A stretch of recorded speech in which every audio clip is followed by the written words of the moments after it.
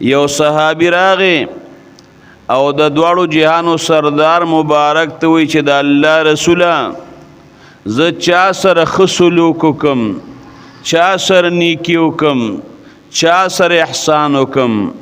پاک پیغمبر مبارک ورته وی مور سره. وی د الله رسوله بیا چا سره؟ د دواړو جهانو سردار مبارک ورته وی ثم امک، بیا مور سره.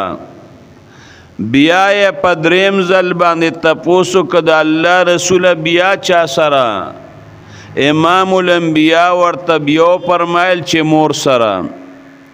په څلورم ځل بیا تپوس وکړه چې د الله رسوله بیا چا سره؟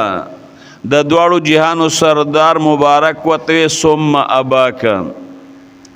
نو زموږ علما وی د دې حدیث مبارک نه معلومیږي چې د مور حق په انسان باندې د پلار په چند 3 ګونه دا زیات دی.